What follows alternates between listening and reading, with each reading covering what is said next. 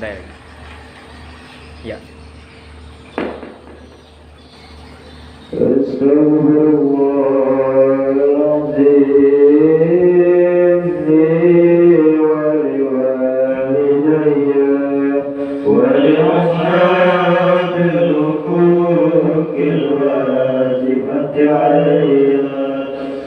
ولجميع المسلمين والمسلمات والمؤمنين والمؤمنات الأحياء منهم والأموات أستغفر الله العظيم لي ولوالدي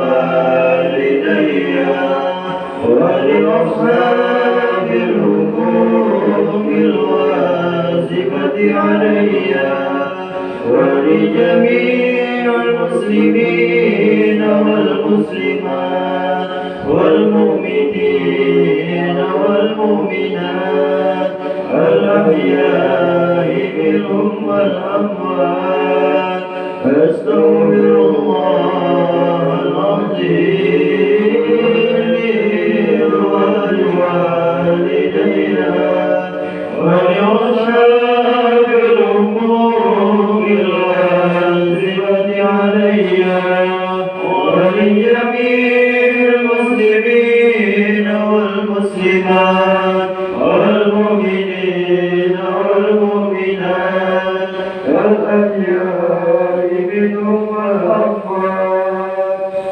الفاتحة إلى حضرة سيدنا رسول الله محمد عبد الله وأنصار رسول الله والمهاجرين مع رسول الله ثم إلى روح سيدنا المهاجر الله محمد عن النساء ثم إلى روح سيدنا الفقير مقدم محمد عليه وعليه ورسوله وفروعه ثم إلى روحها الحبيب عليه بن محمد الحبشي ووالدنا ووالديه وأخواتنا وأخواتك وأخوات المسلمين أجمعين وإلى حضرة النبي صلى الله عليه وسلم وخير البرية الفاتحة. مالك يوم الدين إياك نعبد وإياك نستعين صراط الذين فيا أيها الراجون منه شفاعة صلوا عليه وسلموا تسليما اللهم صل وسلم وبارك عليه يا أيها المشتاقون إلى رؤيا جماله صلوا عليه وسلموا تسليما اللهم صل وسلم وبارك عليه وعلى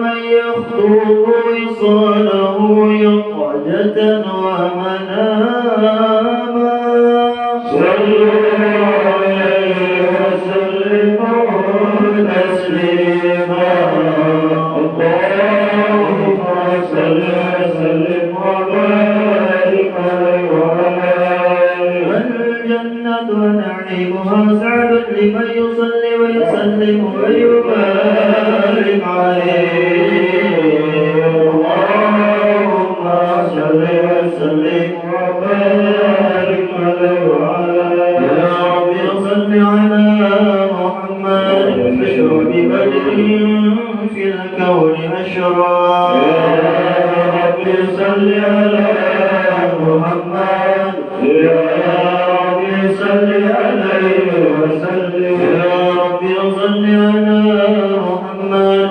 وبداع يدعو إلى الحق يا رب صل على محمد يا رب صل عليه وسلم يا رب صل على محمد المصطفى الصادق المصدق يا رب صل على محمد يا رب صل عليه وسلم يا رب صل على محمد أحلى الورى منطقا وأصلا يا رب صل على محمد يا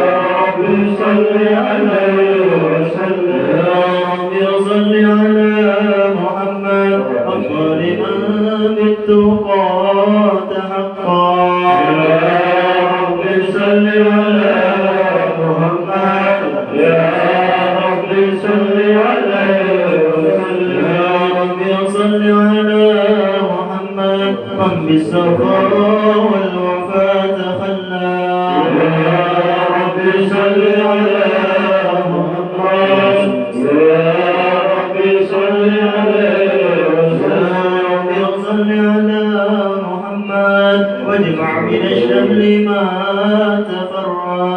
يا رب صل على محمد يا رب صل عليه وسلم. يا رب صل على محمد وأصلح وسهل ما قد تتعود. يا رب صل على محمد يا رب صل عليه وسلم. يا رب صل على محمد وافتح من الخير كل مغلق.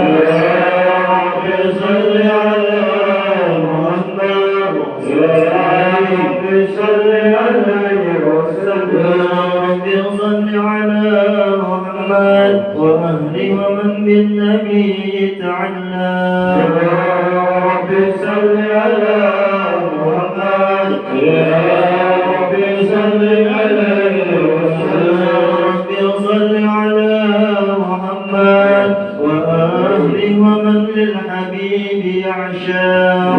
يا رب صل على محمد يا رب صل عليه وسلم. يا رب صل على محمد ومن بحبل النبي توثق. يا رب صل على محمد يا رب صل عليه وسلم.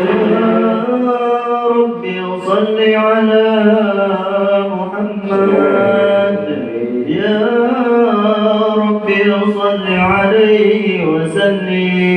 يا رب صل على محمد يا رب صل عليه وسلم. اللهم صل وسلم. أعوذ بالله من الشيطان الرجيم. لقد جاءكم رسول من أنفسكم عزيز عليه ما عنتم حريص عليكم بالمؤمنين رؤوف رحيم. فإن تولوا فقل حسبي الله لا إله إلا هو عليه توكلت وهو رب العرش العظيم. إن الله وملائكته يصلون على النبي يا أيها الذين آمنوا صلوا عليه وسلموا تسليما. اللهم صل وسلم بالصلاة والتسليم على سيدنا ونبينا محمد الرؤوف الرحيم. اللهم صل وسلم وبارك عليه. بسم الله الرحمن الرحيم. الحمد لله القوي سلطانه الواضح البرهانه المقصود في الوجود كرمه وإحسانه تعالى مجده وعجب شانه خلق الخلق الحكمة وقوى عليها علمه وبسط له من فائض المنة ما جرت به في مقداره القسمة فأرسل إليهم أشرف خلقه وأجل أبيده رحمة تعلقت إرادته الأزلية بخلق هذا العبد المحبوب فما اندثرت آثار شرفه في عوالم الشهادة والغيوب. فما على هذا المن الذي تقرب به المنان وما أعظم هذا الفضل الذي خرج من حضرة الإحسان. صورة كاملة ظهر به هيكل محمود فتعطرت دونها منع كل وجود وتردد برد العوالم لنوار التكريم. اللهم صل وسلم أشرف الصلاة والتسليم على سيدنا ونبينا محمد الرؤوف الرحيم. اللهم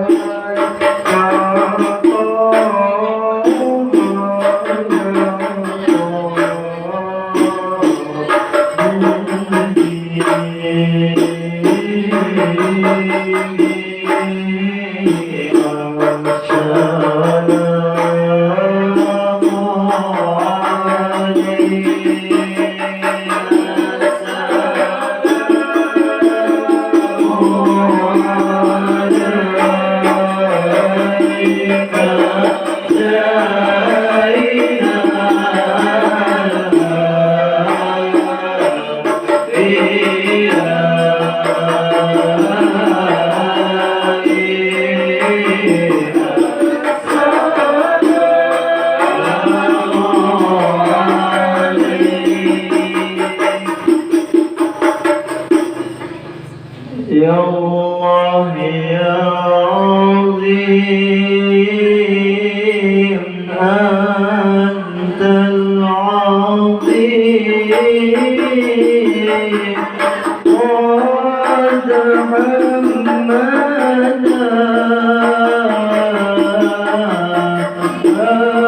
أمر عظيم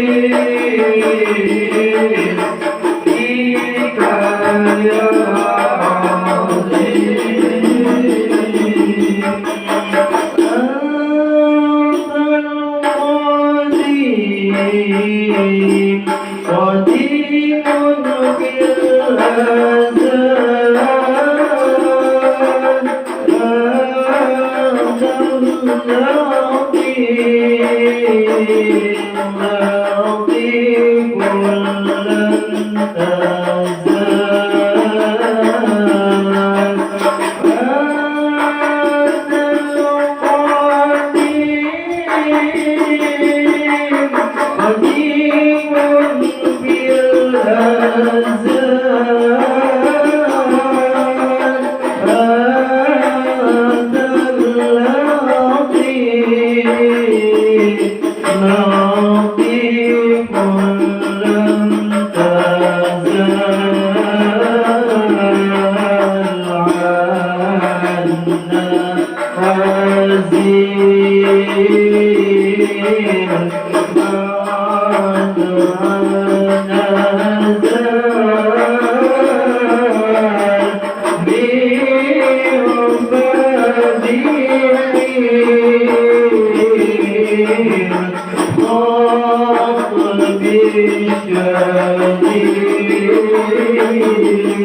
Thank you.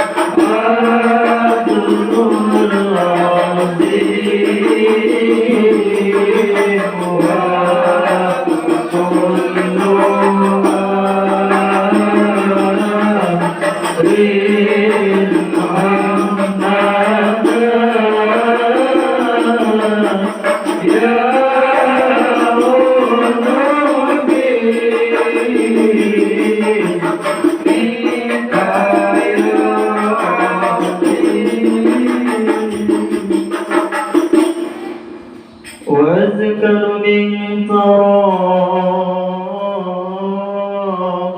عين واذكر من تلم تلد النساء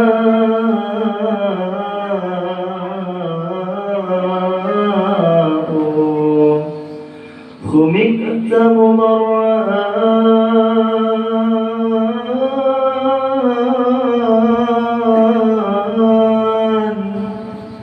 من كل عبين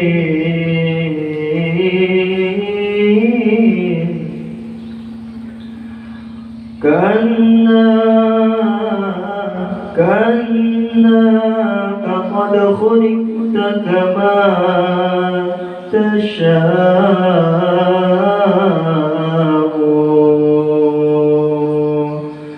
قمر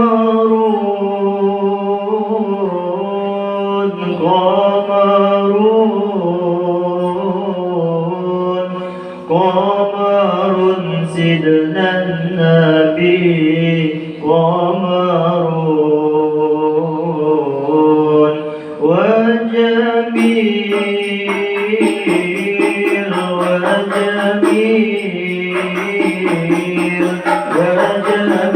سيدنا النبي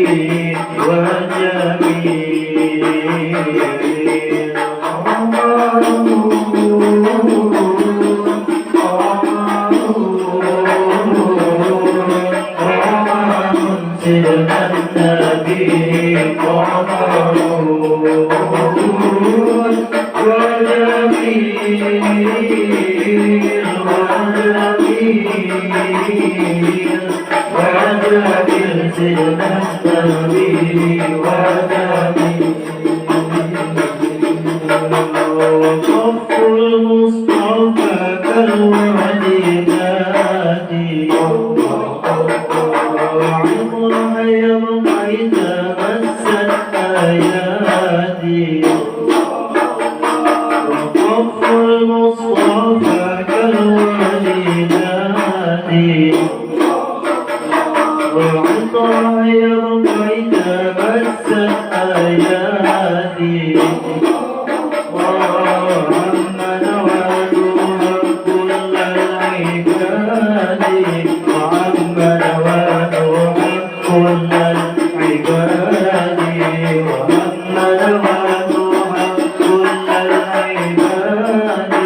حبيب الله يا خير البرية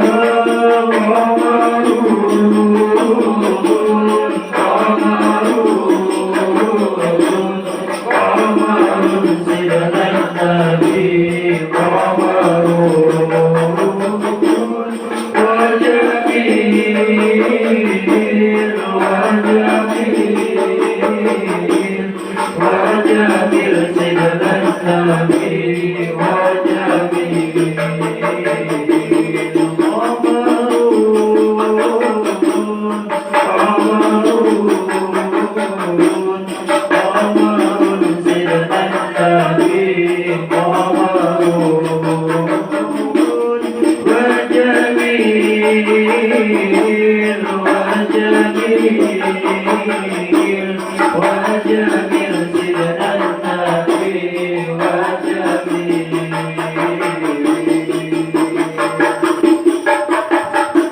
اللهم صل وسلم وبارك عليه وعلى آله.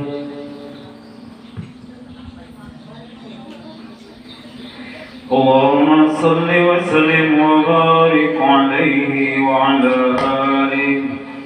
وحين ضرب ودعي هذا الحبيب على أرض السماوات والأرضون ومن فيهن بترحيب وأمدار الجود الإلهي على الوجود تسلم وألسنة الملائكة بالتبشير للعالمين تعيج. سبحان الله والحمد لله ولا إله إلا الله والله أكبر. سبحان الله والحمد لله ولا إله إلا الله والله أكبر. سبحان الله والحمد لله ولا إله إلا الله والله أكبر. والقدرة كشفت غنى هذا المستور ليبرز نوره صلى الله عليه وسلم قابلا به عالم الظهور نورا فوق كل نور. وبرز الحق حكما على من تم الله عليه النعمة من خواص الأمة أن ينظر عند وجهه أمة تميسا لجناب المسعود ومشاركة لها في الصراط الممدود. وحضرت في توك الله سيدة مريم وسيدة آسيا ومعهما من نور العين ما قسم الله من الشرف في القسمة الوافية. وأدرك الذي رتب الله على حضوره وجود هذا المولود وانفلق صبح الكمال من النور عن عمود وبرز العالد المحمود مزينا لله بالتعظيم والسجود. صلى الله على محمد صلى الله عليه وسلم.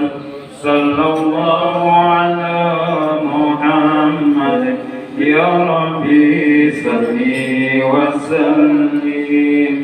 يا نبي سلام عليك يا رسول سلام عليك يا حبيب سلام عليك صلوات الله عليك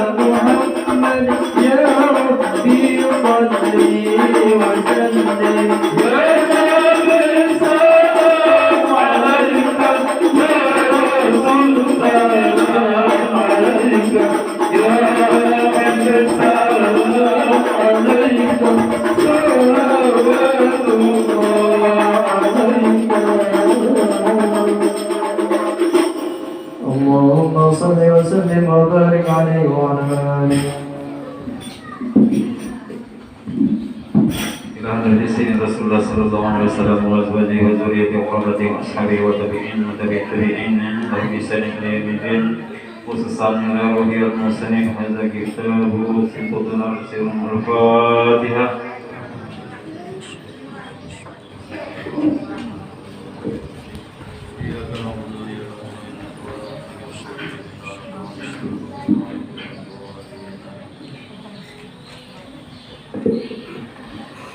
Amin. Bismillahirrahmanirrahim. Alhamdulillah rabbil alamin wassalatu wassalamu ala asyrafil anbiya'i wal mursalin sayyidina wa maulana Muhammadin wa ala alihi wa sahbihi ajmain.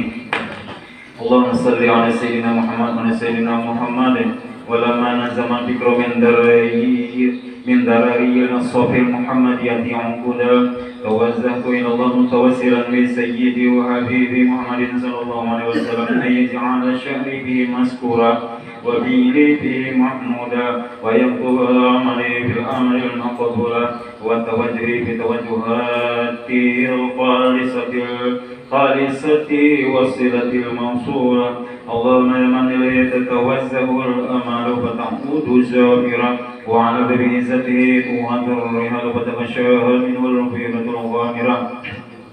نتوجه إليك بأشرف الوسائل لديك سيد المرسلين عمرك صادق الأمين سيدنا محمد الذي عنت رسالته العالمين أن تصلي وتسلم على تلك الغزة الكاملة مستودعي أمانتك وهبك الشرك وهمل راية دعوتك الشاملة الآب الأكبر المحبوب لك والمخصص بالشرف الأبخر في كل مواطن القرب ومظهر قاسم أمددك في عبادك وسيد كرسي إرشادك لأهل بدادك سيد الكونين واشرف الثقلين الحمد المحبوب الخالص المخصوص منك بأجل الخصائص.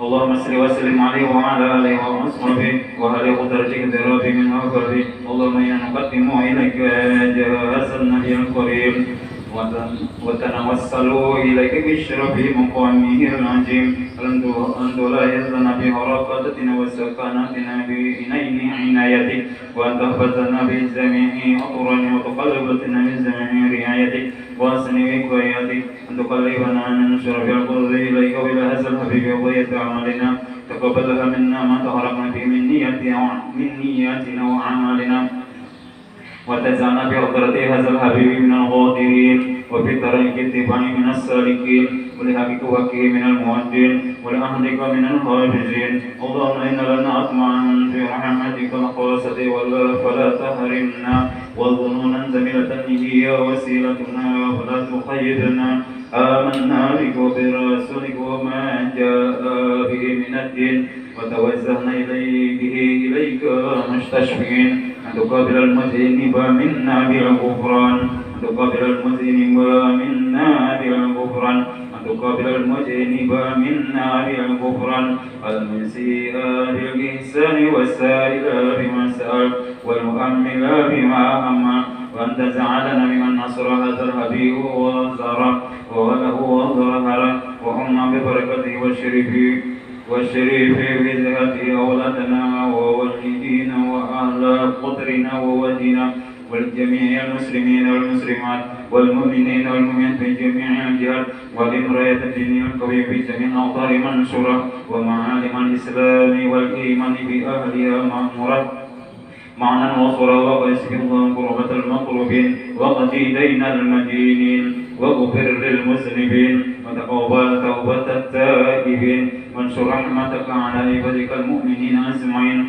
واقف شر المعتدين والظالمين وبسط العذاب ولا تمكي بجميع النواحي والأقطار ويدهم بتعيد من عندك ونصر على المعاندين من المنافقين والكفار واجعلنا يا رب باسم الحسين من جميع البلايا واجعلنا يا رب باسم الحسين من جميع البلايا واجعلنا يا رب باسم الحسين من جميع البلايا وفي الحزب المكني من الذنوب والخطايا وأدمنا بالعمل بطاعتك وصدقك في خدمتك قائمين بإجابة توفيتنا فتوفنا مسلمين مؤمنين واختمنا بك منك بخير الناجمين وصل وسلم على هذا الحبيب المحبوب للأجسام والأرواح والقلوب وعلى آله وصحبه ومن إليه منسوب وآخر دعوانا الحمد لله رب العالمين تقبل الله منكم.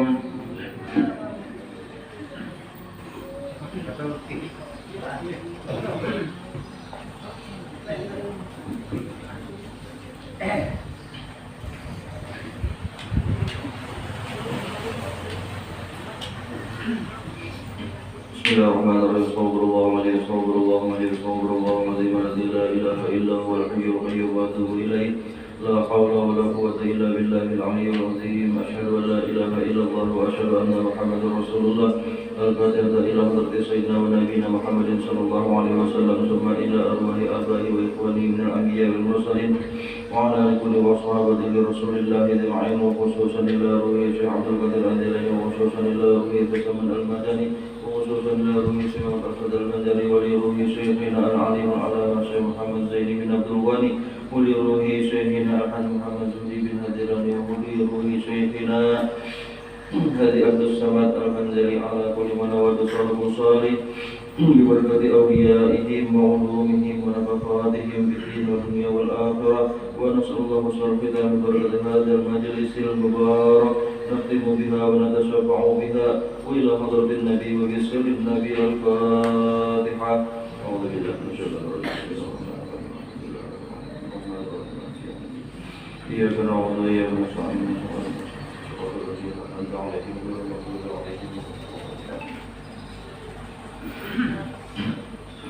بسم الله الرحمن الرحيم. الحمد لله رب العالمين. الصلاة والسلام على أشرف الأنبياء والمرسلين سيدنا مولانا محمد وعلى آله وصحبه وبارك وسلم أجمعين. اللهم صل وسلم وبارك على سيدنا محمد وعلى آله وصحبه وذرياته ومن تبعهم بإحسان إلى يوم الدين. أما بعد فقد قال المصنف رحمه الله تعالى في الدارين آمين. Pertama-tama marilah kita panjatkan puji syukur kita kehadirat Allah Subhanahu wa taala Alhamdulillah pada malam hari ini kita dapat berkumpul kembali, yaitu menghadiri majelis ta'lim yang insya Allah dirahmati dan diberkati oleh Rasulullah Sallallahu Alaihi Wasallam. Dan alhamdulillah juga kita hadir di sini dalam keadaan sehat walafiat. Semoga Allah Subhanahu wa taala menjauhkan kita dari berbagai macam mara bahaya. Semoga Allah Subhanahu wa taala mengabulkan segala hajat kita berkat kita hadir ke dalam majelis ta'lim ini. Salawat dan salam kita haturkan atas junjungan kita Nabi besar Muhammad sallallahu alaihi wasallam. Orang yang diliputi dengan penuh kemuliaan, yang sudah sepatutnya kita jadikan sebagai suri tauladan, yaitu dalam kehidupan kita sehari-hari. Semoga Allah Subhanahu wa taala mengumpulkan kita semua bersama-sama dengan Rasulullah sallallahu alaihi wasallam. Telah berkata pengarang di dalam kitab ini, yaitu tepatnya halaman 61, ulangi sedikit, yaitu pembahasan di minggu yang telah lalu berhubungan dengan masalah seorang perempuan yang sedang hamil kemudian tiba-tiba keguguran. Maka terhadap bayi yang keguguran itu, yang usianya atau usia kandungannya kurang dari 6 bulan, maka pelaksanaan fardu kifayahnya adalah sebagai berikut. Apabila ada tanda-tanda hidup seperti dengan ciri ia menangis, maka kewajiban kita yang hidup ada 4 macam. Yang pertama ialah memandikan jenazah atau bayi yang keguguran itu. Kemudian setelah itu dikafani, dan yang setelah itu disembahyangkan, kemudian ditanam atau dikubur. Nah, jadi maksud daripada pengarang menjelaskan masalah seorang perempuan yang keguguran dengan usia tepatnya kurang dari 6 bulan, dengan tanda-tanda ketika ia keluar dari perut ibunya maka menangis, berarti ada tanda-tanda kehidupan. Maka setelah itu bayi itu meninggal dunia atau janin itu meninggal dunia, padahal sudah ada tanda kehidupan. Maka bagi orang yang hidup, kembali diulangi, hendaklah melaksanakan fardu kifayahnya dengan 4 macam atau 4 kewajiban. Yang pertama, bayi ataupun janin yang keguguran tadi itu dimandikan sebagaimana kita memandikan orang dewasa. Kemudian yang kedua, dikafani apabila bayinya itu atau janinnya itu sudah kelihatan jenis kelaminnya. Bila dia laki-laki maka dikafani sebagaimana jenazah laki-laki pada umumnya. Apabila ia perempuan, sama. Kemudian setelah selesai itu maka disembahyangkan,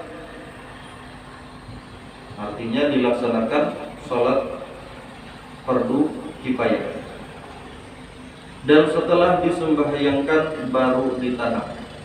Jadi proses pelaksanaannya sama dengan orang dewasa yang meninggal dunia.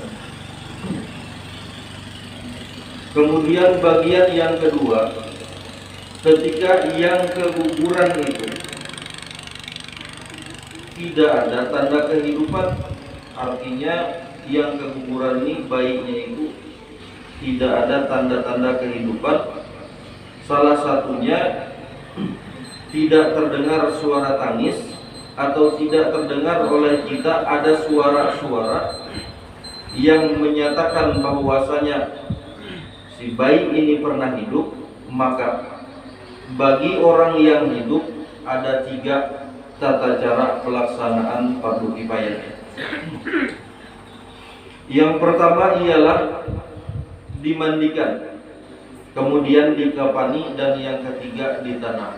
Artinya perbedaan pelaksanaannya bagi janin ataupun bayi yang hidup atau yang keguguran dengan tanda-tanda ada kehidupan, maka di situ ada perbedaan pelaksanaan fardu kifayahnya. Apabila dia ada tanda-tanda kehidupan, maka bagi yang hidup ada 4. Apabila tidak ada tanda kehidupan, maka bagi yang hidup cukup dengan 3. Artinya tanpa disembahyangkan. Tetapi karena sebagaimana kebiasaan kita, apabila kita masih ada perasaan was-was dalam artian ada keyakinan yang masih goyang, seandainya ini hidup atau tidak, ada keraguan, maka hendaklah kita laksanakan 4. Mandikan, kemudian setelah dimandikan maka dikafani, kemudian disembahyangkan dan ditanam. Apabila kita menemukan hal itu ada keraguan. Tetapi apabila kita yakin bahwasanya ketika keluar dalam keadaan keguguran itu tadi tidak ada tanda-tanda kehidupan, maka cukup 3. Mandikan, kafankan, kemudian dikuburkan.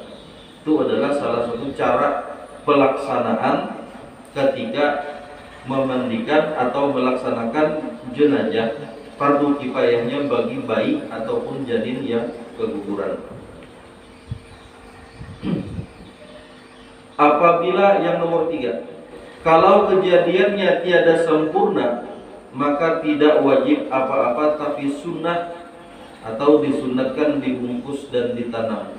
Ini misalnya bayi itu umur 3 bulan atau 2 bulan, tiba-tiba keguguran, bentuknya belum lengkap dan tidak sempurna seperti keadaan bayi pada umumnya, maka cukup itu dibungkus kemudian ditanam. Tapi supaya lebih bagus dibersihkan seperlunya. Setelah dibersihkan, habis itu dibungkus kemudian baru ditanam. Itu adalah salah satu cara pelaksanaan seandainya bayi itu masih belum berbentuk apa-apa. Apabila bayi yang keguguran itu usia kandungannya lebih dari 6 bulan, maka pelaksanaannya semacam orang tua, wajib dimandikan, dikafani, disembahyangkan dan ditanam. Nah, berarti begitu pentingnya fardu kifayah, maka dari itu diusahakan kita menuntut atau belajar melaksanakan fardu kifayah. Biar yang lagi muda atau yang lagi itu tetap diwajibkan untuk belajar hal-hal yang sifatnya fardu kifayah. Artinya jangan menunggu sudah usia tua hanya belajar melaksanakan fardu kifayah. Salah satu fardu kifayah yang terkenal di kampung kita yaitu memandikan, mengapankan, sholat dan menanamkan jenazah. Sebenarnya masih banyak fardu kifayah yang lainnya yang tidak diketahui dikarenakan kita tidak pernah menuntut, lalu dianggap fardu kifayah itu cuma 1. Salah satunya fardu kifayah yaitu adalah yang saat ini kita jalankan, itu adalah fardu kifayah. Dengan adanya majelis ilmu di sebuah kampung, maka kampung itu sudah melaksanakan fardu kifayah. Di dalam satu kampung minimal ada 1 orang yang ahli tajwid, fardu kifayah. Berarti satu orang ahli tajwid ini menjamin atau melindungi atau memayungi orang yang kada ahli. Satu kampung itu minimal ada orang yang ahli nahwu sharaf. Nyali kita mencari orang bersekolah. Di dalam satu kampung itu minimal ada 1 orang yang hafal Al-Quran. Itu fardu kifayah. Yang kita ketahui saat itu ialah cuma memandikan jenazah itu. Padahal banyak fardu kifayah yang lain yang tidak kita mengetahui. Nah, alhamdulillah adanya majelis taklim kita, meskipun berjalan melaksanakan kapal yang kadang-kadang bila ada gelombang pinagana lalu ke pinggir. Kadang-kadang Jadi yang penting tetap jalan. Alhamdulillah dengan adanya majelis taklim, berarti berbahagialah kita yang dapat hadir ke majelis taklim itu. Berbahagialah, luar biasa. 100 orang atau 20 orang yang hadir pada malam hari ini, 20 orang misalnya yang hadir pada malam hari ini, jumlah penduduk Desa Baru ada berapa orang? Maka itulah dibagi jadi 20, maka 1 orang menanggung daripada sebagian. Berarti luar biasa keistimewaan seseorang yang mau menghadiri majelis taklim. Yang disebut dengan majelis taklim ialah terus menerus. Bahasa orang biar berjalan gedek-gedek tapi jalan terus. Istiqomah itu majelis taklim. Bila esok belajar, esoknya kada, esoknya libur, esoknya kada. Belum. Karena sifatnya majelis taklim itu adalah terus menerus. Apakah dia majelis salawatnya, apakah dia majelis burdahnya, apakah majelis dalailul khairatnya, terus menerus. Maka luar biasa yang sudah melaksanakan itu, insya Allah Allah akan menurunkan rahmat. Salah satunya diberikan kelapangan berpikir, kemudian dimudahkan segala urusan dunia dan urusan akhiratnya. Salah satunya. Karena di dalam majelis ilmu tergabung salawat ada, zikir ada, istighfar ada. Maka dari itu pesan guru dulu, apabila engkau sudah sampai masanya saat ini tuntut terus, paham kah, dada paham kah, tuntut terus. Allah akan membukakan futuh bagi engkau ketika 1 tahun, 2 tahun atau 3 tahun akan datang, akan dibukakan oleh Allah pemahaman. Apa yang pernah masuk ke dalam otakmu, apa yang pernah terdengar oleh telingamu, maka itu akan terbuka. Maka itu akan diingat, dan pada saatnya nanti engkau akan memerlukan itu. Dikarenakan ilmu itu adalah laksana pedang. Apabila pedang itu masih isi uang sarung lagi, berarti tidak terpakai. Jadi pedang itu jelas tajam dan bergunanya adalah ketika ditebaskan. Itulah yang disebut dengan ilmu yang bermanfaat.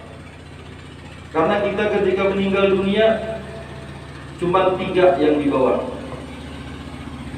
yaitu adalah salah satunya ilmu yang bermanfaat.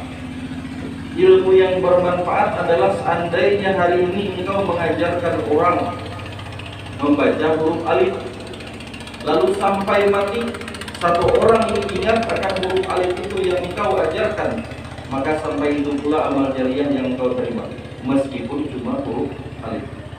Maka dari itu Sayyidina Ali mengatakan kepada para sahabat-sahabat beliau, wahai sahabat-sahabatku, yang namanya seorang guru itu ialah ketika engkau diajarkannya 1 alif saja, berarti dia adalah guru. Yang asal mulanya kita tidak mengetahui alif itu seperti apa. Itu adalah perkataan daripada Sayyidina Ali karramallahu wajhah, seorang sahabat Nabi yang mendapat gelar Madinatul Rasulullah, ana Madinatul ilmi wa aliyu babuha. Aku ini adalah kotanya ilmu, Rasulullah, tetapi Ali lah yang menjadi pintunya. Faman aradal Madinah falyatiha min babiha. Barang siapa yang hendak masuk ke dalam kota itu, maka harus melewati pintu. Arti sama seperti rumah. Apabila orang hendak masuk ke dalam rumah, pasti melewati pintu. Nah, jadi itu salah satu. Jadi alhamdulillah kita sangat-sangat bersyukur dengan adanya majelis taklim, meskipun kecil-kecilan. Arti ialah sampai ke Jawa. Karena tujuan daripada majelis taklim bukan mencari pengikut. Itu salah satu yang perlu kita memahami sama-sama. Tujuan daripada majelis taklim bukan banyaknya jamaah, tujuan, tetapi yang di dalamnya yaitu disampaikan ilmu-ilmu yang disampaikan oleh Rasulullah kepada sahabat-sahabatnya, kemudian terus sampai kepada para aulia-aulianya, terus sampai kepada guru-guru, dan sampailah kepada kita. Itulah salah satu keistimewaan daripada majelis taklim. Hakikatnya kita memandang seorang guru, yaitu dialah yang paling alim. Apabila kita memandang guru itu paling alim, paling pintar, atau paling tahu tentang keadaan, berarti kita salah. Dikarenakan hakikatnya guru itu adalah gurunya, gurunya adalah gurunya, gurunya adalah gurunya, dan sampailah kepada hadrat Rasulullah Shallallahu Alaihi Wasallam. Jadi bila kita memandang zahirnya, itulah orangnya. Tetapi apa yang dikatakan, yaitu adalah berdasarkan kitabnya. Kitab ini berdasarkan siapa? Berdasarkan pengarangnya. Pengarangnya pernah berguru dengan siapa? Berguru sampai dengan Rasulullah Shallallahu Alaihi Wasallam. Maka dari itu majelis taklim, sekali lagi alhamdulillah kita kawajalan terus. Majelis taklim bukan berjumlah banyaknya pengikut atau bukan mencari banyaknya pengikut, tapi yang dicari itu adalah orang-orang yang istiqomah di dalam menuntut ilmu. Itu yang disebut dengan majelis taklim. Yang mana di dalamnya apakah ada burdah, apakah ada salawat-salawat, apakah ada maulid-maulid, apakah ada zikir dan sebagainya, itu pun disebut dengan majelis taklim. Karena majelis taklim itu artinya adalah tempat orang duduk belajar. Tetapi yang namanya belajar ada adab. Nah, berarti adab dijaga. Karena adab itu adalah salah satu kunci engkau mendapatkan berkah suatu ilmu, itu tergantung dengan adabmu. Engkau membacakan Al-Quran, tetapi engkau dalam keadaan memakai celana pendek, berarti engkau tidak beradab dengan Al-Qurannya. Berarti tidak dapat berkat daripada Al-Quran. Engkau membaca hadis, hafal hadis, tapi itu membaca dalam keadaan celana pendek, atau begitu-begitu dengan baju tank top, berarti tidak ada adab. Berarti bila tidak ada adab, berarti tidak ada berkat. Apabila tidak ada berkat, maka itulah yang disebut orang yang bekerja tanpa ilmu, maka itu adalah sia-sia. Dikarenakan kunci daripada segalanya adalah terletak pada adab manusia. Adab bukan berarti untuk menghinakan diri, tetapi malah untuk memuliakan diri. Itu yang disebut dengan adab. Lalu dirangkum, dibuatlah ilmunya, mulai dari Rasulullah, sahabat-sahabat sampai kepada para wali-wali Allah, disebut dengan ilmu tasawuf. Kesimpulan ilmu tasawuf adalah adab. Kesimpulan, karena kita hendak mengilau kesimpulan. Jadi bila manusia mengaku dirinya ahli tasawuf tetapi adabnya tidak ada, berarti itu laksana pohon yang tidak berbuah. Itu salah satu. Kemudian kembali kepada masalah pelaksanaan kifayah. Kembali ulun ingatkan bahwasanya pelaksanaan kifayah atau fardu kifayah itu usahakan bagi kita yang jadi belajar atau yang sudah belajar, pada saat orang memandikan jenazah, kembali ulun sampaikan jelas sama jika ulun hendak menonton film, rambut menonton ulun memandikan. Akhirnya yang tukang mandi itu tidak dapat kesempatan hendak menghubungi banyu kepada jenazah, dikarenakan kebanyakan penonton. Satu, kenapa harus tidak boleh dilihat oleh orang banyak, dan kapan perlu cukup orang yang memandikan saja yang masuk? Dikarenakan jenazah atau mayit itu mempunyai aib ataupun sesuatu yang dianggap tidak pantas sebagian untuk dilihat oleh orang lain. Sehingga salah satu kunci daripada orang yang memandikan jenazah, maka dia mempunyai syarat harus bisa menyembunyikan aib si mayit. Apabila kita masih tidak kawa menutup mulut tentang aib si mayit, usah lupa ulun memandikan jenazah. Kasihan. Karena pada dasarnya maka dari itu biasa, tapi si udah kita jarang. Sebelum jenazah disembahyangkan itu biasa pasti imam itu bertanya, apakah si mayit ini ahli daripada kebajikan atau keburukan? Lalu dijawablah kebajikan. Itu adalah salah satu cara menutup aib si mayit. Dikarenakan ketika banyak orang yang menuntun orang memandikan jenazah tuh penuntun untuk menyampaikan berita keluar, oh ternyata jenazah kena pinding yang silai ada. Padahal di tukang mandi itu kan menutup dari mulut mengunci. Nah itu disebabkan tidak tahu sampai dinuntun bila kawak dosa. Nah kecuali kalau memang kita ditugaskan untuk membantu pemandian, ditutup, arti tempatnya tersendiri. Maka dari itu yang masuk ke dalam itu cuma keluarga. Cuman keluarga haji masuk itu harus kawa menahan diri supaya air mata itu elah sampai terjatuh kepada jenazah. Menahan diri, usahakan. Kemudian keluarga yang masuk usahakan mampu menutup aib daripada si mayat. Dan keluarga yang masuk ialah umpama atur pemandian. Itu kalah pemandian, iya jimatur pemandian. Salah yang bimbing gayung mereka tahu dibujur. Nah, jadi ialah sampai apabila orang sudah dipercayakan memandikan, ayo biar kita cuma membantu. Kalau sampai kita mengalahkan bahasa ulu rumput mengalah benua. Nihau ulu bertugas, lu iye di lembut. Nah, itu salah satu. Kemudian pada saat pelaksanaan sholat jenazah, nah berarti masih banyak kekurangan kita. Kekurangan kita, uyaku masih tidak tahu sholat jenazah. Tapi ada di imam. Jangan semata-mata berharap dengan imam, kita pun perlu belajar. Perlu belajar melaksanakan sholat jenazah. Siapa tahu kebetulan kita ke kampung dulu, tiba-tiba di kampung itu sama-sama dadak itu. Siapa tahu.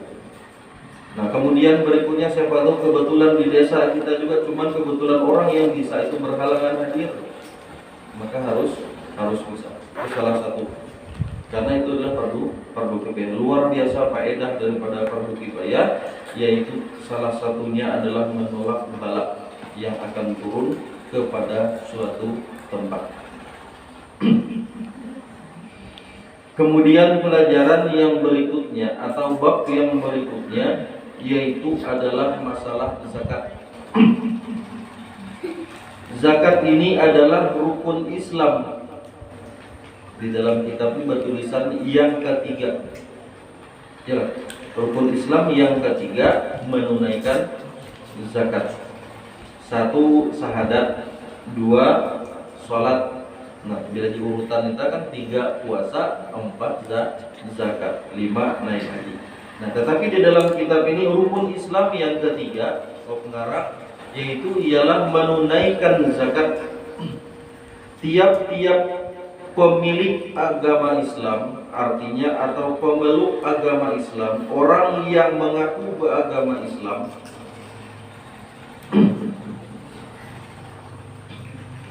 yang mempunyai harta yang cukup nasab atau nisabnya, wajiblah ia mengeluarkan zakatnya sebagai pembersih daripada harta dan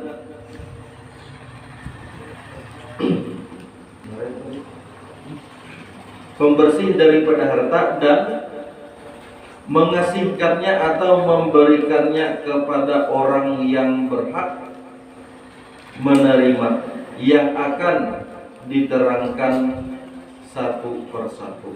Nah, arti di dalam zakat itu ada, di dalam harta kita ada hak orang lain, yaitu ada hak orang fakir dan miskin.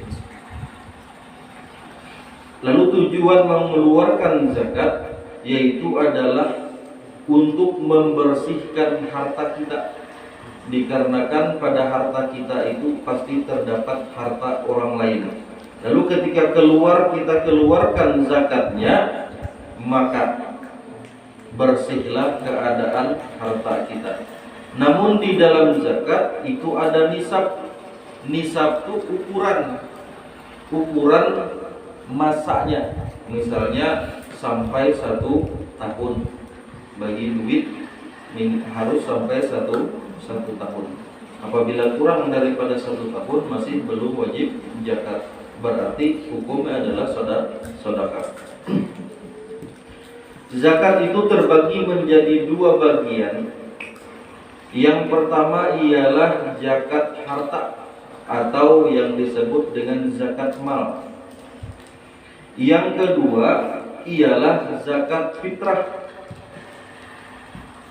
Arti ada dua, zakat harta dan zakat fitrah. Zakat fitrah yaitu adalah zakat untuk membersihkan diri kita sendiri. Nah, lalu kembali kepada penjelasan awal. Tentu bagi orang yang memeluk agama Islam, yang mempunyai harta lebih, maka dia diberikan kewajiban untuk mengeluarkan zakatnya. Berarti seandainya kita mempunyai harta lebih, tiba-tiba enggan mengeluarkan zakatnya, maka berarti kita tidak mengakui secara langsung bahwasanya kita ini orang Islam. Salah satu harta-harta yang wajib zakat, yang pertama ialah binatang ternak. Nah, itu jarang terdengar oleh kita. Yang kedua buah-buahan, dan yang ketiga biji-bijian. Yang keempat ada emas atau perak.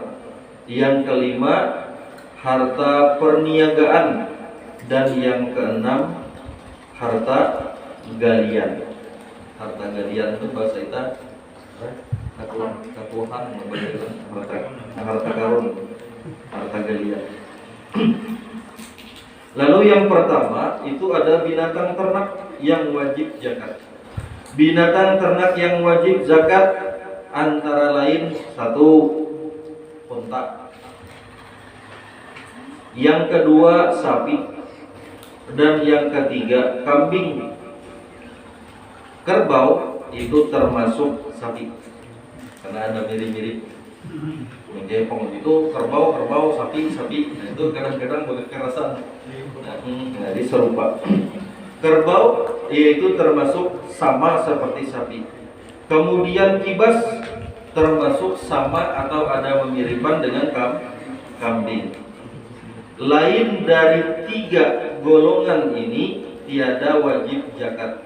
Seperti misalnya bagaduhan kuda, atau bagaduhan ayam, atau bagaduhan itik. Nah, berarti kuda, itik, ayam dan sebagainya tidak wajib zakat. Kewajiban zakat untuk binatang sudah bertulisan, arti ada bertulisan nih. Oke, pengintar misalnya aku menggadu angsa, ada zakat di angsa. Atau misalnya aku menggadu kelinci, kelebihan jumlah. Nah itu elah sampai ingarang-ngarang dan ingias-ingias. Apabila ketentuan jadi kelekati, ayo pakai. Karena di mengarang kitab tuh luar biasa, lebih kealiman dibanding dengan kita. Bila kita hendak memadu-madu, ayo dulu misal. Kalau pun misal akhir-akhir lalu mengias, manuk tahu jadi binatang korban mana kan? Gara-gara hendak mengias, asal korban. Daripada manuk oleh korban perasaan. Kalau tentu ada suara. Nah jadi itu adalah binatang ulang-ulangi. Yang pertama yang wajib zakat unta. Bila kita ada pegeduhan unta baru kawan berzakat pakai unta. Kemudian sapi. Nah sapi itu persamaan ya kerbau, hadangan kan, hadangan lah. Bila ada ketahuan kerbau hadangan, bila ada ketahuan hadangan kerbau. Nah, pilih. Kemudian kambing, lalu sebangsa dengan kambing itu kibas. Nah, ialah keringias bila kijang pun tahu lah. Nah, itu kan mirip-mirip ya. Ayo dulu jadi ada dua bila ada kambing kibas. Bila domba sama di kambing kibas domba sama di kita benda. Nah, jadi kemudian berikutnya adalah apabila lain daripada tiga golongan ini maka tidak wajib zakat. Salah satunya kuda, tidak wajib zakat. Kemudian ayam atau itik. Lalu syarat wajib zakat binatang ternak yang pertama Islam. Arti bukan ternak itu jiba agama, ulu jiba luar zakat itu jiba agama. Agama Islam. Yang kedua merdeka. Nah, insya Allah alhamdulillah suatu merdeka semenjak hari itu. Tidak jadi budak. Kemudian milik yang sempurna. Nah, milik yang sempurna adalah yang uji bikin zakat kita mengadu zakat. Misalnya ulun mengadu zakat, ulun mengadu binatang ternak, misalnya sapi. Lalu patim ya kok berjakat kan. Artinya nama patim berjakat. Kalau sampai. Nah, jadi arti milik yang sempurna seutuhnya milik kita kebuat atau milik pribadi. Kemudian yang nomor 4, cukup perhitungan banyaknya atau nisabnya. Kemudian yang nomor 5, cukup temponya 1 tahun. Nah, 1 tahun. Kemudian yang ke-6, saum. Nah, saum artinya binatang itu bebas di padang atau biasa di padang rumput, biasa di padang rumput. Nah, maksud pertama 1 yang dibolehkan untuk dijakati atau untuk mengeluarkan zakatnya binatang, pertama adalah binatang peliharaan. 1, itah yang menggaduh. Nah, peliharaan. Kalau binatang di lapas misalnya kan lapasan, tidak ada bergaduh, jadi zakat kita tidak memenuhi syarat. Arti binatang yang memang kita menernak, pemeliharaan kita. Nah, lalu orang yang mengeluarkan zakat itu 1 orang itu harus beragama Islam. Jangan sampai setengah-setengah. Jadi sikat TV itu perlu saya harus sambung aja naranya misalnya. Sikat TV ingin jadi separuh-separuh, apalagi dengan dulu ya kan. Nah, jadi jangan sampai. Merdeka, alhamdulillah merdeka semuanya, bebas daripada penjajahan. Kemudian milik yang sempurna, cukup perhitungannya banyaknya, arti jumlah daripada binatangnya berapa ekor, atau perhitungan hanya kawan zakat. Kemudian cukup temponya yaitu 1 tahun. Saum artinya binatang itu biasa di padang rumput, itu salah satu kita tahu adalah binatang peliharaan. Perhitungan zakat untuk binatang ternak. 1 untuk binatang ternak onta. Mulai nisabnya yaitu 5 ekor. Arti bila kita bagaduhan jadi libingungan sampai 1 tahun berarti keluar zakat. Nah, 5 ekor zakatnya jalan. 5 ekor zakatnya 1 kambing umur setahun dan masuk tahun kedua. Jadi misalnya umurnya cuma 11 bulan berarti masih tidak boleh. Tetapi apabila 1 tahun beberapa hari artinya masuk kepada tahun kedua, maka itu adalah syaratnya. Arti bila untuk unta 6 ekor gaduhan nita unta, maka ya zakatnya 1 ekor kambing. Ini dengan unta ini zakat kayak kambing zakat. Nah, ya. Nah, apabila 10 ekor unta, maka 2 kambingnya. Apabila 15 ekor 3. Apabila 20 4. Apabila 25 1 untanya. Nah, berarti 25 ekor dulu hanya 1 unta.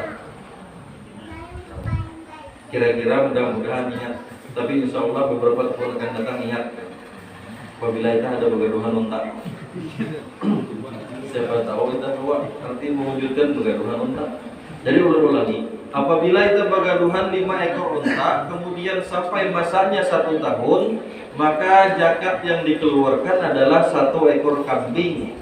Yang umur kambing itu 1 tahun masuk kepada 2 tahun. Kemudian seandainya kita memelihara 10 ekor unta, maka zakat yang dikeluarkan 2 ekor kambing. Apabila 15, 3 ekor. Apabila 20, 4. Apabila 25, hanya 1 ekor onta. Berarti bila lini begaduhan tiba-tiba keluar zakat injekungan, umak rugi benar. Injekungan onta aja, berarti sisa tepak benda. Sedangkan onta itu ganal ngebandingnya dengan kambing. Nah, kemudian seandainya 36 ekor, maka 1 onta umurnya 2 tahun dan masuk tahun ketiga. Nah, itu cara ulu membagi zakat. Udah kawain ngarang-ngarang. Kemudian apabila jumlahnya sebanyak 46 ekor, maka 1 onta umurnya 3 tahun. Nah, itu mengatakan bila belajar mondok si sekolahan belum menghafal, tapi kita tuh bisa yang kira-kira sampai menghafal ya. Gue behat benar. Nanti bila ada binano ayo mencari membuka kitab atau tunggu laku menghitung makan lo misalnya. Bila itu hafal menyebutnya. Kemudian apabila jumlahnya 61 ekor unta, maka zakatnya 1 ekor kambing umurnya 4 tahun dan masuk tahun kelima. Nah, ukuran si umurnya beda. Apabila jumlahnya dari 71 sampai dengan 72, maka jumlah ekorannya 2 ekor kambing, 2 ekor onta yang umurnya 2 tahun masuk kepada tahun ketiga. Apabila jumlahnya 91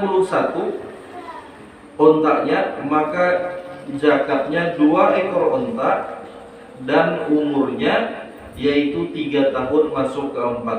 Apabila 121 ekor, maka zakatnya 3 ekor onta yang umurnya 2 tahun masuk kepada 3 tahun. Jadi alhamdulillah dia ada berkitab tuh, siapa tahu kita harian kepanjangan umur ada lu di bagaduhan onta sih baru kitab jadi enak jujur dia jadi ingat. Nah, lalu apabila seandainya kita memelihara sapi, nah mulai nisabnya 30 ekor, jumlah sapinya 30 ekor, maka zakatnya 1 anak sapi. Nah, ayo. Cuman lagi anak yang bayar berdua langsung ini, karena itu ada ketentuan. Anak sapi umurnya 1 tahun masuk tahun kedua. Biar anaknya mau 1 tahun kira-kira ganal kira-kira. Apabila jumlah daripada sapinya 30 ekor, memeliharanya 30 ekor, masa pemeliharaannya sampai 1 tahun, maka zakatnya 1 ekor anak sapi umurnya 1 tahun. Teringati, alhamdulillah insyaallah ada sih baru peliharaan sapi. Kemudian apabila jumlahnya 40 ekor, maka zakatnya 1 anak sapi umurnya 2 tahun masuk kepada tahun ketiga. Apabila jumlahnya 60 ekor, maka zakatnya 2 anak sapi umurnya 1 tahun masuk kepada tahun kedua. Kemudian seterusnya apabila 70 ekor, 1 anak sapi umurnya 1 tahun dan anak sapi umur 2 tahun. Nah, berarti duit tuh. Jelas. Apabila bagaduhan sampai 70 ikung sapi, maka zakatnya 1 anak sapi umurnya 1 tahun dan anak sapi umurnya 2 tahun. Berarti yang dua hadir zakat umur 1 tahun dan 2 tahun. Nah, lalu kita kadang-kadang ada kebingungan, ada bingung, pasti ada pertanyaan. Seandainya kita bagaduh 35 apa? Kan bila 30 zakatnya 1, lalu 35 misal kira-kira kue bagi Apakah anak nanti bagi duit, gila duit, misalnya gila duit kan berarti nanti. Nah, apakah bila ia 35, apakah tetap satu? Apabila misal 45, apakah tetap satu sama? Nah, seandainya kita begaduhan sapi 35 ekor. Nah, 35. Apabila 30 tadi, satu anak sapi umurnya 1 tahun masuk tahun kedua. Apabila 35 berarti masih masuk kepada satu anak sapi. Apabila 36, nah apabila 36 berarti satu anak sapi tapi di umur 2 tahun. Tetapi apabila masih 35 berarti masuk kepada satu anak sapi umurnya setahun.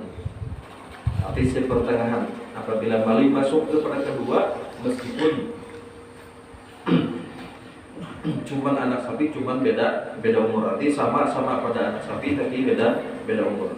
Kemudian kambing mulai nisabnya 40 ekor. Nah, jadi batasan kambing itu jumlah 40. Apabila 30 masih belum wajib zakat. Apabila sapi apabila 30 wajib, apabila 29 masih belum wajib. Seandainya kita mengerasi dia hendak berzakat, hukumnya berubah menjadi sedekah. Kan kita tuh kadang-kadang mengerasi dia hendak berzakat. Kira-kira ada apa yang mengerasi? Mengerasi menahan, kira-kira ada. Sayang apalagi bila sapi pina bunga sampai perjalanan. Nah, jadi apabila jadi melebihi daripada pertengahan, maka masuklah kepada jumlah sesudahnya. Apabila masih belum, maka masuklah pada jumlah sebelumnya. Kemudian kambing mulai nisabnya 40 ekor atau 40 ekor. Apabila 40 berisi kambing, maka zakatnya satu kambing, umurnya setahun, masuk tahun kedua. Nah, cuman kadang-kadang kalau manusia ada pertanyaan. Kekuat kita mengetahui umur dan kami. Bila kita sudah mencatat tanggal kelahiran, masa kita akan bukti itu bisa tinggal mungkin lah. Nah, berarti kita maka itu bila kita beternak tujuan ayo kita mengaji sama-sama. Seluruh pekerjaan ada ilmunya supaya seluruh pekerjaan itu tidak dianggap sia-sia. Apabila kita jadi menggaduh kambing, siap-siap. Berarti di dalam binatang yang disebut dengan kambing ada zakatnya. Apabila ada zakatnya berarti kita mulai hati-hati. Apabila jadi melebihi daripada 40, berarti kita tinggal menggilau satu anak kambing yang umurnya satu tahun. Berarti catatan itu perlu diperhatikan. Maka dari itu setiap pekerjaan itu ada ilmunya. Apabila bekerja tanpa ilmu, maka tidak akan mendapatkan hasil yang maksimal. Itu salah satu. Kemudian 40 ekor, zakatnya satu kambing umurnya setahun, masuk tahun kedua. Apabila jumlahnya 121 ekor, ya 121 itu 12. 121. Apabila 121 maka jumlah kambingnya 2, umurnya 1 tahun masuk kepada tahun kedua. Apabila 201 maka jumlah kambingnya 3, maka umurnya 1 tahun masuk kepada tahun kedua. Nah, itu kita perlu ingat-ingat bila masalah unta, ayo kita lupa gitu. Insyaallah ada panggil supaya begeduhan unta sebaru. Bila ada berarti salah satu tanda-tanda. Nah, ada salah satu tanda-tanda akhir zaman. Karena zaman-zaman sebelumnya tidak tahu begeduhan. Jadi bila ada berarti akhir zaman. Kemudian tiap 100 ekor zakat satu kambing umurnya setahun, ya kan? Nah, setiap 100 ekor, bila kita bisa 100 ekor, maka zakatnya satu kambing umurnya satu tahun. Nah, seandainya kita bertanaman buah-buahan yang wajib zakat, salah satunya adalah korma dan anggur. Mengulangi, wajib zakat korma dan anggur. Bila buahnya bagung, berarti sudah wajib zakat. Kayak pengingat dia, aku tuh panen jagung, harus keluar zakat. Istilah pengumuman, pengumuman dan mengeluarkan zakat buah jagung. Kalau sampai, jadi itu jadi ada ketentuan. Buah-buahan yang wajib zakat ialah satu buah korma, yang kedua buah anggur. Syarat-syarat wajib zakat buah-buahan itu, yang pertama beragama Islam, yang kedua merdeka, yang ketiga milik yang sempurna, dan yang keempat cukup perhitungan banyaknya atau nisabnya. Kemudian yang kelima, tidak disyaratkan setahun, hanya apabila waktu musimnya. Apabila tiada didapat salah satu daripada syarat-syarat yang 5 ini, tiada wajib zakat. Nah, jadi kesimpulannya, apabila buah kurma dan anggur itu menunggu musim. Bila kita menunggu sampai izinnya lu burukan. Ya pemina buah anggur itu supaya menahan sampai izinnya lu buruk. Inahan siponnya udah kawanya sampai izinnya lu tetap buruk. Maka dari itu menunggu musim. Itu ada perbedaan antara binatang ternak dengan buah-buahan. Bila buah-buahan apabila musim maka keluarkan zakat. Untuk buah-buahan arti beda. Kita kalau membedakan, ada buah-buahan, ada biji-bijian. Nah, bila buah-buahan cuma 2, yaitu korma dan anggur. Cara mengeluarkan zakatnya apabila musim panen.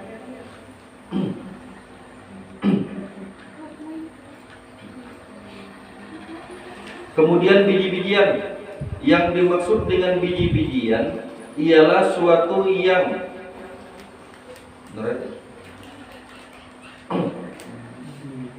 mengenyangkan.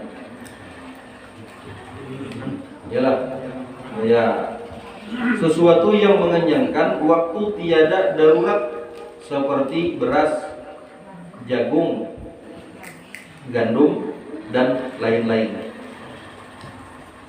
Beras karena itu adalah makanan pokok, jagung sebagian wilayah ada yang menjadikan jagung makanan pokok, gandum sebagian wilayah ada yang menjadikan gandum sebagai makanan pokok. Apabila misalnya biji-bijian, biji tiwadak, misal berarti tidak wajib zakat. Nah, lalu biji-bijian itu yang salah satunya adalah beras. Nah, syaratnya sama, orang itu Islam, kemudian merdeka, milik sempurna, tanaman anak Adam. Ayo. Nah, kira-kira jadi sampai taulah itu kan ada tanaman anak Adam. Berarti kira-kira ada yang bukan tanaman anak Adam. Tapi itu ada tulisan tanaman anak Adam. Kemudian menguatkan badan dan tahan disimpan. Cukup perhitungan banyaknya dan nisabnya. Nisab buah-buahan dan biji-bijian. Nisab buah-buahan dan biji-bijian ialah 5 ausak, 5 ausak apabila sudah bersih, dan 10 ausak apabila masih berkulit seperti padi. Nah, 1 ausak itu jumlah 60 gantang. Nanti kira-kira gantang adalah ukuran gantang adalah ukuran gantang. Misal kita berisi padi, ada 1 ausak jumlah ukuran 60 gantang. Kemudian 1 gantang 3 mut. 1 gantang 4 mut. Jadi kadarnya 5 ausak.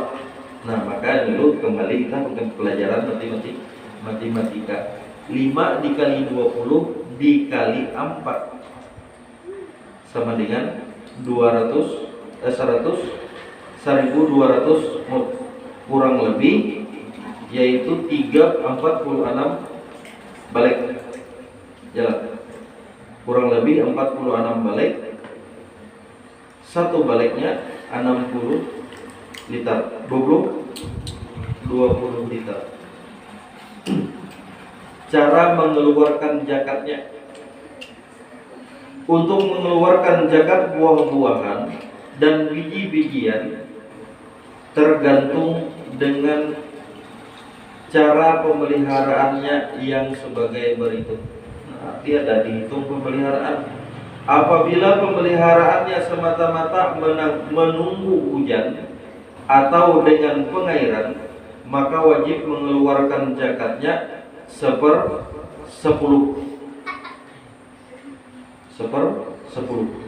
Apabila cuman menunggu hujan dan pengairan di normal.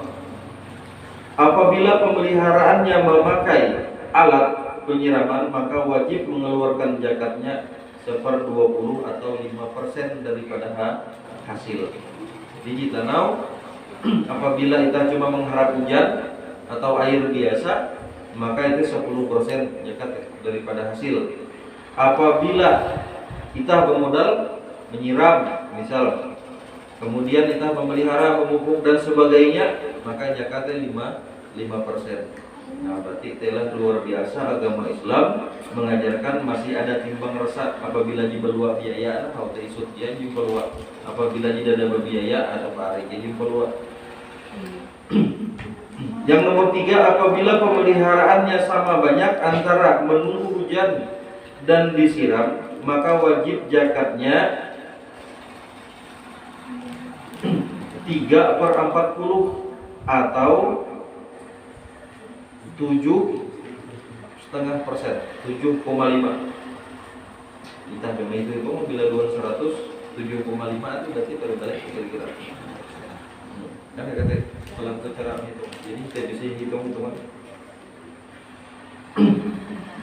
Nah, kemudian kita lebih lanjut besok. Nanti kita sambil bagaimana insyaallah kita diulang-ulangi menjelaskan masalah hitung-hitungan. Karena dia agak rumit, harus beristilah kalian berhitung.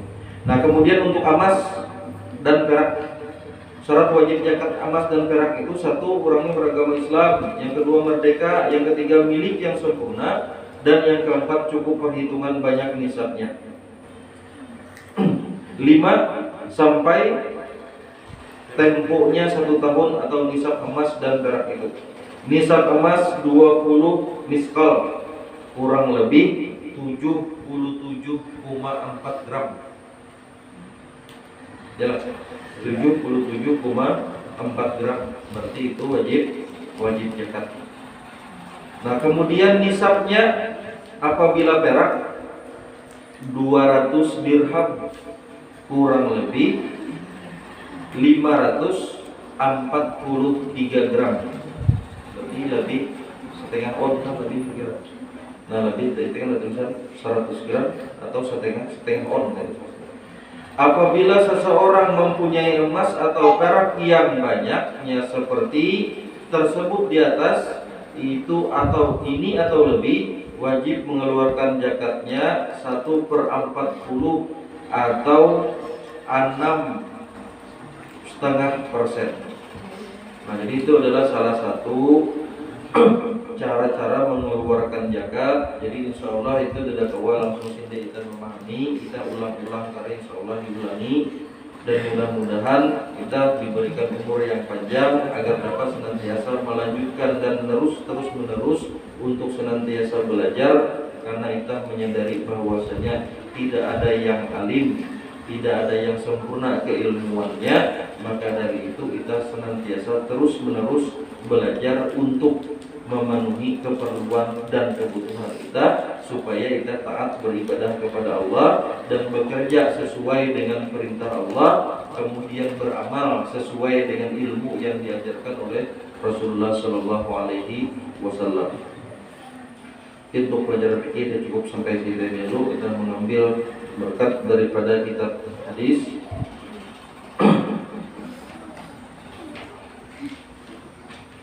Bismillahirrahmanirrahim. Alhamdulillahirabbil alamin. Wassalatu wassalamu ala asyrofil anbiya'i wal mursalin sayyidina maulana Muhammadin wa ala alihi wa sahbihi wa barik wa sallim ajma'in. Subhanaka la ilma lana illa ma 'allamtana innaka antal alimul hakim. Faqad qala Allah Ta'ala fi kitabihil karim, yaitu tepatnya pada bab fil yakini wa tawakkal, yaitu tepatnya bab 7 pada kitab Riyadhus Shalihin, sebagaimana qala Allah Ta'ala, Allah Subhanahu wa Ta'ala berfirman, walamma ra'al mu'minuna al-ahzaba qalu hadza ma wa'adana Allah wa rasuluhu wa sadaqallahu wa rasuluhu wa ma zadahum illa imanan wa tasliman. Quran surah Al-Ahzab ayat 22. Allah Subhanahu wa Ta'ala berfirman di dalam Quran surah Al-Ahzab yang bunyinya walamma ra'al mu'minuna al-ahzaba qalu, manakala engkau melihat atau telah engkau lihat orang-orang yang beriman al-ahzab berkumpul, kemudian mereka berkata, hadza ma wa'adana Allah wa rasuluhu, ini adalah yang dijanjikan oleh Allah dan Rasulnya, wa sadaqallahu wa rasuluhu, dan benarlah Allah dan Rasulnya, wa ma zadahum illa imanan wa tasliman. Namun semua itu tidaklah menambah atau melebihkan kecuali keimanan dan berserah diri kepada Allah Subhanahu wa Ta'ala. Di dalam kitab ini dijelaskan pada bab yakin dan tawakal. Jadi antara keyakinan dan tawakal itu adalah salah satu yang tidak bisa dipisahkan.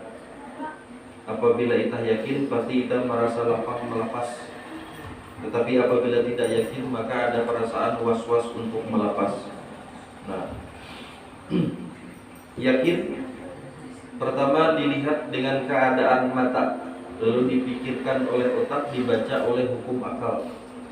Kemudian setelah hukum akal dada kawa hindai membaca, maka dibacalah dengan hati, keyakinan hati.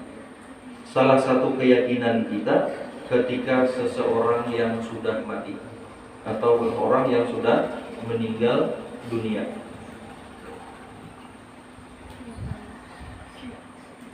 Pekerjaan orang yang sudah meninggal dunia itu tidak sama dengan pekerjaan kita yang masih hidup. Salat, puasa, zakat, naik haji itu adalah pekerjaan hidup. Pekerjaan atau syariatnya orang berjalan di muka bumi itulah yang dikerjakan. Sehingga apabila sudah dikerjakan mulai dari syahadat sampai dengan naik haji, maka orang itu dinyatakan sempurna keislamannya secara ilmu syariat. Sempurna secara ilmu syariat. Nah, lalu setelah selesai dilaksanakan itu, apakah sama dengan pekerjaan orang yang di alam kubur? Maka itu dada kawa dibaca oleh hukum akal. Lalu dibacalah dengan keyakinan dibaca dengan menggunakan hati. Apabila digunakan oleh akal dada kawa itu, sehingga ketika kita memandang orang yang sudah mati masuk ke dalam liang lahat, lalu ditalkinkan, idza ja'aka malakani muwakkalani fas'ala bika fakullahuma bilisanin fasihin. Tentu lu belajar, apabila datang kepada engkau dua orang malaikat, fakullahuma bilisanin fasihin, maka jawablah dengan lidah yang fasih. Wa sa'alaka marrabbuka wa man nabiyyuka. Kemudian dia bertanya, siapakah Tuhanmu? Kan hakikat ataupun arti daripada tarjih adalah mengajarkan bagi si mayit. Berarti punya keyakinan kita bahwasanya mayit itu hidup, tetapi jadi berpindah alam. Maka dari itu alam kubur itu adalah pemisah antara alam dunia. Nah, ketika jadi alam kubur maka tidak sama hendak kebiasaan dengan kebiasaan kita. Bila manusia, bila balau kuman. Bila Allah kubur, kuman kan? Bila kuman. Kako yang pakanay luruk ka na siwang ko. Memesan delivery kan? Misalnya. Nah, berarti tidak bisa dibaca dengan akal. Nah, apabila dakwa dibaca dengan akal, maka dibacalah dengan keyakinan. Lalu salah satunya sebagaimana yang telah menurut ajaran kita diketahui kita sama-sama, bahwasanya yakinlah engkau segala perbuatan baikmu di dunia ini tidak luput daripada perhitungan Allah meskipun sekecil biji zarah. Dan yakinlah engkau sekecil biji zarah pun kejahatanmu maka tidak luput daripada perhitungan Allah. Nah, maka dari itu sebiji zarah atau sekecil biji pasir pun kebaikan kita itulah yang akan kita bawa. Salah satunya dalam malam ini. Majelis taklim ini akan menjadi saksi ketika kita masuk ke dalam kubur. Bahwasanya ketika engkau duduk di dalam majelis taklim, engkau pasti berzikir, pasti berselawat, pasti beristighfar, dikarenakan yang dibacakan di sini adalah salawat atas Nabi, yang dibacakan di sini adalah istighfar, yang dibacakan di sini adalah zikir yang senantiasa tujuannya untuk mengingat kepada Allah. Tidak ingat, tetapi yang lain mengingatkan. Berarti ada di zikir. Jika bahasa ulu bekas itu buah ya sawabama. Nah, gara-gara arti sawabama. Jadi lu buah ya sawabama. Bila sawabama bahasa Ikan sahau. Tapi sawabama di bahasa Al-Quran dada keren sahau berarti ya. Nah, jadi ketika si mayit meninggal, idza mata ibnu Adam in kata amalu illa bin salasin.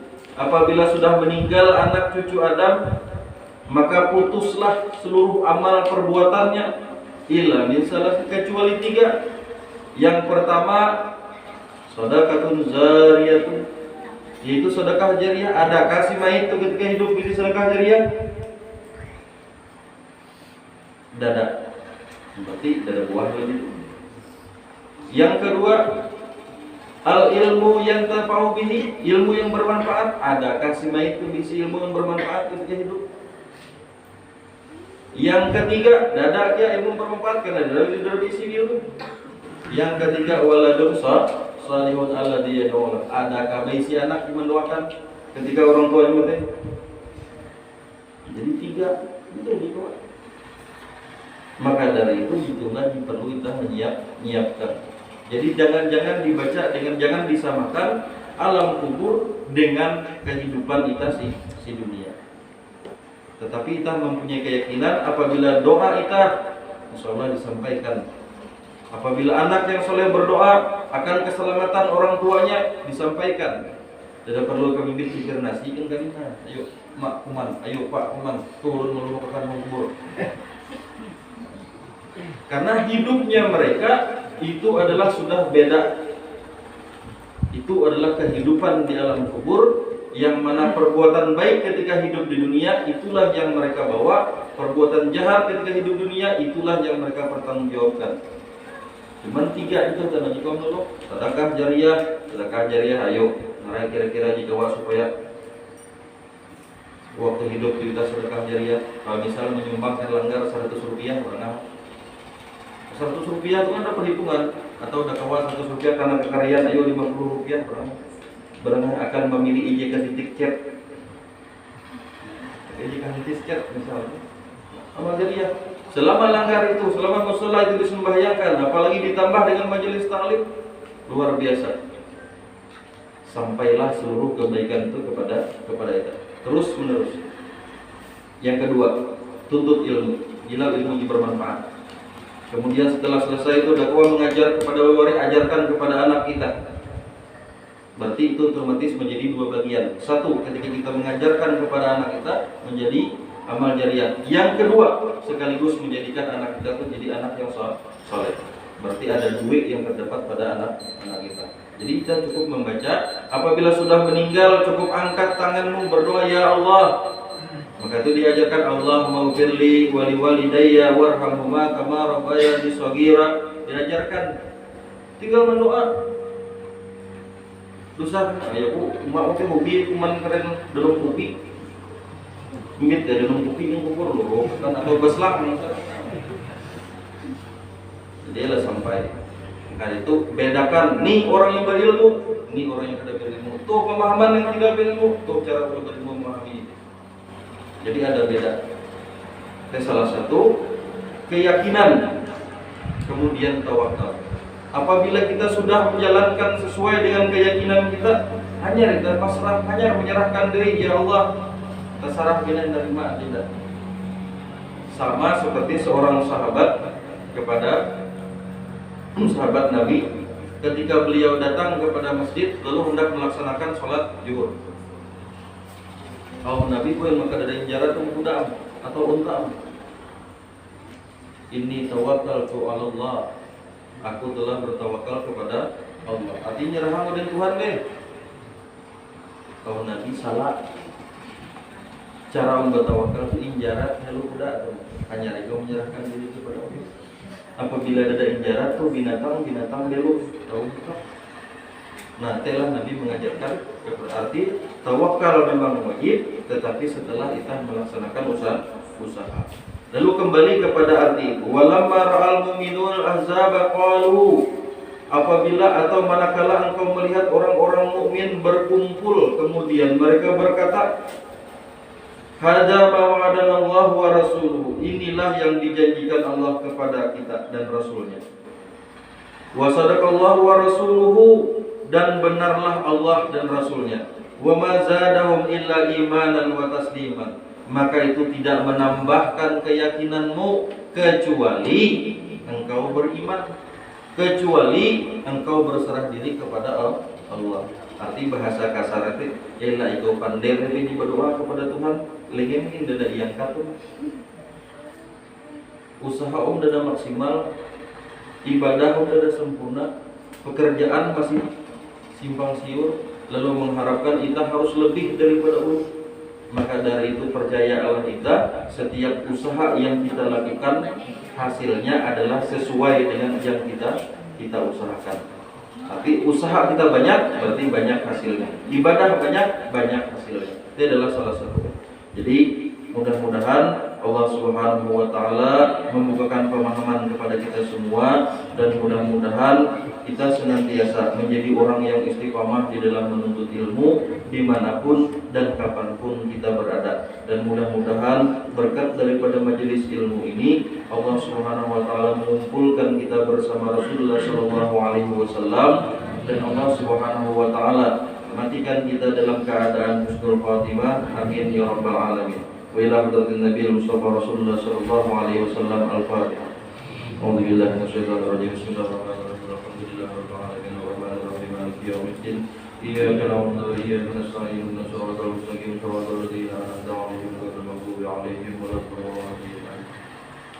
Amin ya Allah ya rabbal alamin. Bismillahirrahmanirrahim. Alhamdulillahirabbil alamin. Wassalatu wassalamu ala asyrofil anbiya'i wal mursalin sayyidina maulana Muhammadin wa ala alihi wa sahbihi wa barik wa sallim ajma'in. Allahumma ighfir lana dhunubana wa liwalidina warhamhum kama rabbayana shighara wa jami'il mu'minina wal mu'minat wal muslimina wal muslimat wal ahya'i minhum wal amwat rahmatika ya arhamar rahimin.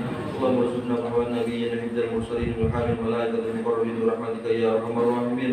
Allahumma astaghfir wa mu'allimin anna wa la tadhhab barakatihim anna. Allahumma astaghfir wa mu'allimin anna wa la tadhhab barakatihim anna. Allahumma astaghfir wa mu'allimin anna wa la tadhhab barakatihim anna. Rabbana taqabbal minna innaka antas samiul alim wa tub 'alaina innaka antat tawwabur rahim. Rabbana atina fid dunya hasanah wa fil akhirati hasanah wa qina adzaban nar. Sallallahu ala sayyidina Muhammadin nabiyil ummi wa ala alihi wa sahbihi wasallam. Subhana rabbika rabbil izzati amma yasifun wa salamun alal mursalin walhamdulillahi rabbil alamin.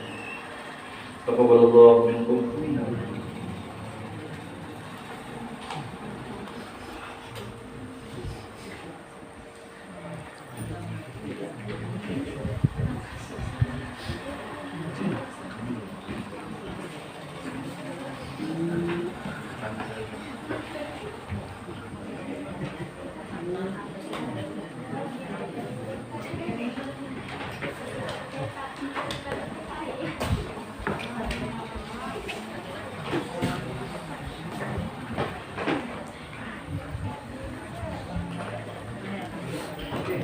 kue tuh, mas tuh.